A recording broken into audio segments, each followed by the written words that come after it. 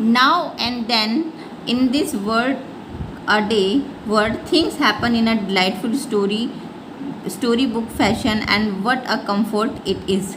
Work a day. Work a day में साधारण सा, यहाँ पे साधारण का मतलब है, ठीक है। और अब और फिर इस साधारण दुनिया में चीज़ें एक कहानी की किताब की तरह घटित होती हैं, और ये कैसा आराम है। What a comfort it is, और ये कैसा आराम है। Half an hour after everyone had said they were so happy they could only hold one drop more, और आधे घंटे बाद सभी कहते हैं कि हम बहुत ज़्यादा खुश हैं और हम एक पल भी नहीं रुक सकते।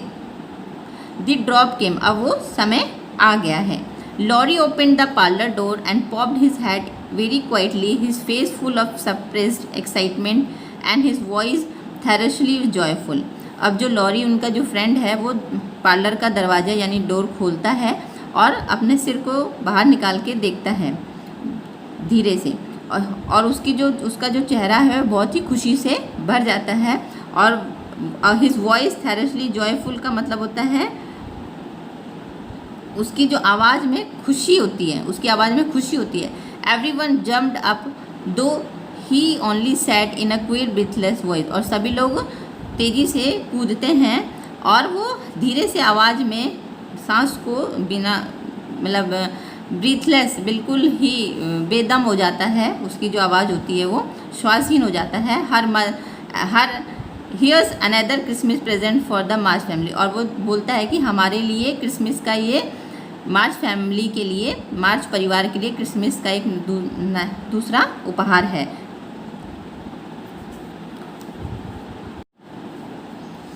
Before the words were out of his mouth, he was whisked away. In his place appeared a tall man who tried to say something and could not. जैसे कि उसके मुंह से कोई शब्द बाहर आते वो वहाँ से भाग जाता है, वहाँ से चला जाता है। In his place appeared a tall, और उसकी जगह पे एक लंबा आदमी सामने आकर के खड़ा होता है और वो कुछ कहना चाहता है और वो कुछ कह नहीं पाता है। Of course there was a general stampede for a several minutes, everybody seem to lose their wits, क्योंकि वहाँ पर साधारण सी स्टैम्पेड मतलब होता है साधारण सी भगदड़ मच जाती है कुछ मिनटों तक, काफ़ी मिनट तक। Everybody seem to lose their wits, यहाँ पे लूज देयर वेट्स का मतलब होता है कि उनको स्पष्ट रूप से समझ में नहीं आ रहा था कि क्या हो गया, यानी कि कई मिनटों तक वो ये समझ नहीं पाते कि अचानक से ये क्या हो गया है। For the strangest things were done, क्योंकि ये एकदम अजीब सी बात उनके सामने हो गई थी। And no one said a word, इसलिए कोई भी एक भी शब्द नहीं बोलता है।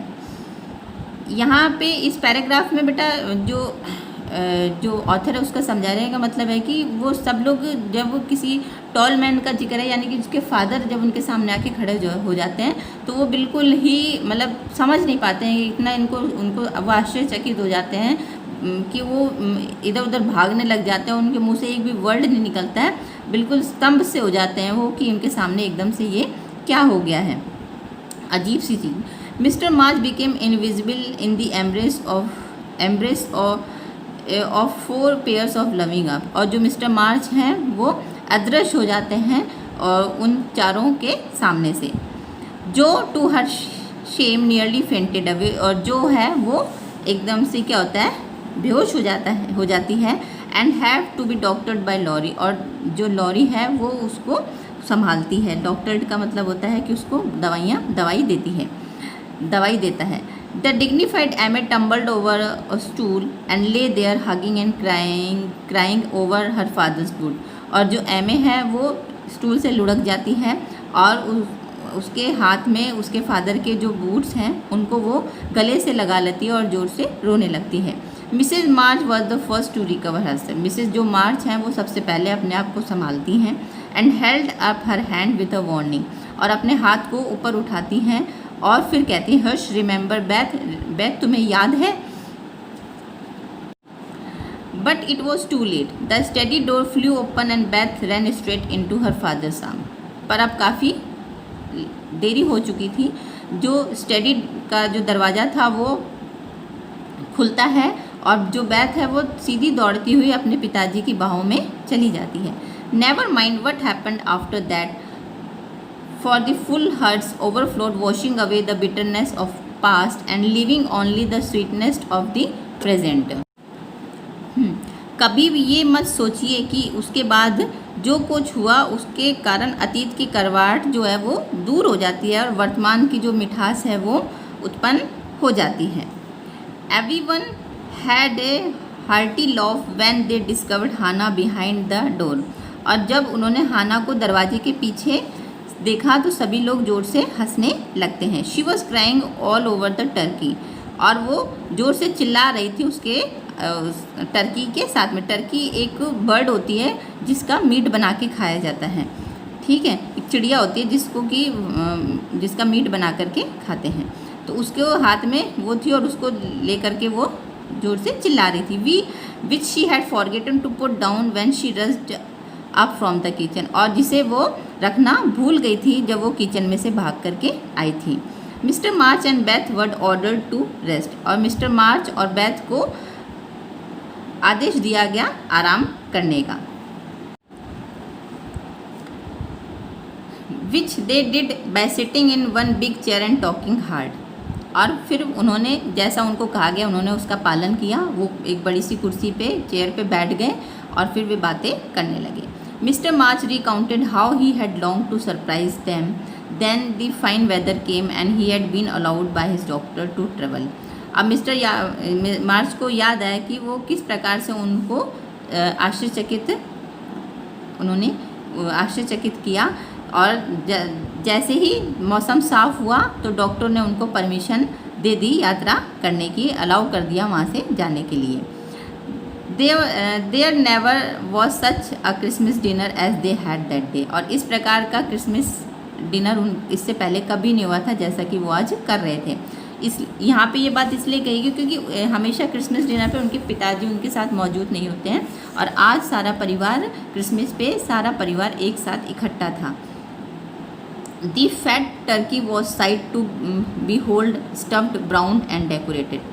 और जो मोटी चिड़िया यानी मैंने बताया था ना टर्की मीन्स होता है मीट होता है, बड़ी एक चिड़िया होती है, एक बर्ड होता है उसका. तो वो उसको सभी लोग देख रहे थे जो कि स्टफ्ड किया गया था और उसको बिल्कुल ब्राउन कलर का और उसको सजाया गया था. So was the plum pudding which melted in one's mouth like jellies. और एक हलवा बनाया गया था जो कि बहुत ही ऐसा था, बिल्कुल सॉफ्ट सा था, जैसे कि जब मुंह में डालते थे तो ऐसे लगता था जैसे कोई जेली मुंह में घुल गई हूँ. विच एमे enjoyed like a fly in a Honey pot. जो एमे है वो like a fly in a Honey pot. यहाँ पे इसका मतलब है कि एक बर्तन में शहद को रख दिया जाता है मक्खियों के लिए, जिसमें कि वो मक्खियाँ भी उसको एंजॉय कर सकें. तो एमी को ये बहुत अच्छा लगता है कि वहाँ पे एक पॉट रख दिया और जिससे कि वो मक्खियों को भी दावत, फ्लाई को भी दावत दे रही थी कि वो हनी को एंजॉय करें. Everything turned out well. सब कुछ अच्छा हो रहा था. Which was mercy. और ये एक दया थी. Hannah said for my mind was flustered. अब वो कहते कि मेरा जो दिमाग था वो थोड़ा सा घबरा गया था madam. That it is surprise I didn't roast the pudding. और ये भी आश्चर्य की बात है कि मैंने जो पुडिंग है उसको भूना नहीं, यानी हलवे को भूना नहीं. और जो टर्की में और stuff the Turkey with rations. और टर्की यानी जो उसने मीट बनाया था उसको किशमिश से स्टफ़ कर दिया था. Mrs Laurence, his grandson Laurie and Mr Brooke dine with them. Mr Laurence और उनका पोता लॉरी जो उनका फ्रेंड है वो और मिस्टर ब्रूक भी उनके साथ शामिल हुए भोजन में. उस डाइनिंग टेबल पे बैठे. 2 easy chairs stood side by side at the head of the table in which sat Beth and her father. और 2 आराम की कुर्सियाँ साइड बाय साइड में लगाई गई और दो at the head of the table. और जो मेन हेड टेबल थी वो उसके ऊपर जो मुख्य टेबल थी उसके ऊपर बैथ और उसके पिताजी बैठे. Feasting on chicken a little fruit. और चिकन को वो खा रहे थे, मीट को खा रहे थे और साथ में फ्रूट्स भी. They told stories to each other, sang songs, रिमनाइज्ड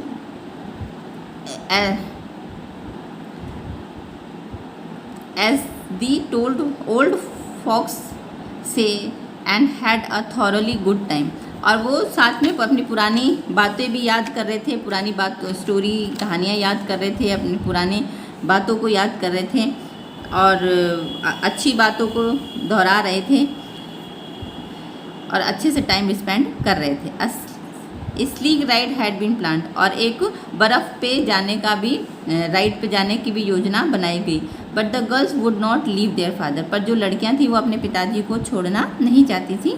so the guest left early, इसलिए जो गेस्ट थे वो वहाँ से जल्दी चले गए। And the happy family set together around the fire, और सारा परिवार जो खुशी से सारा परिवार आग के चारों तरफ बैठ गया। Just a year ago we are groaning over the sad Christmas we expected to have, do you remember? asked जो अब जो अपने पूछता है कि अभी एक साल पहले हम उदास क्रिसमस पर दुख मना रहे थे और जिसकी हमें उम्मीद थी, क्या आपको ये याद है? जो ने अपने पिताजी से पूछा। rather a pleasant year on the whole, said Meg smiling at the fire.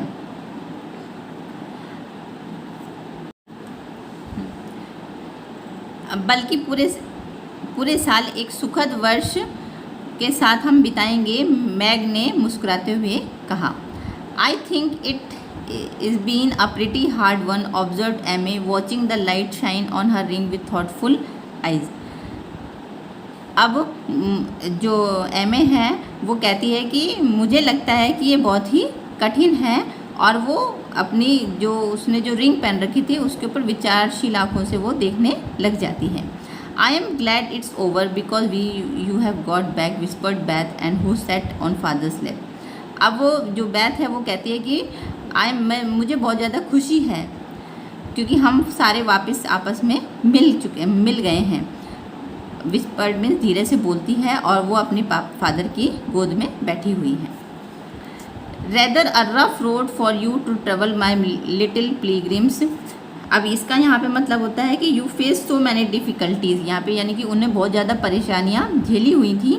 तो उनके जो पिताजी कहते हैं कि तुमने जो भी ये परेशानियाँ उठाई हैं, especially the latter part of it, but you have got on bravely and I think the burdens will tumble off very soon.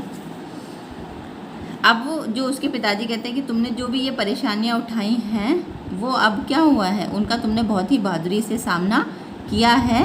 अब ये सारा जो बोझ है ये सब जल्दी ही दूर हो जाएगा।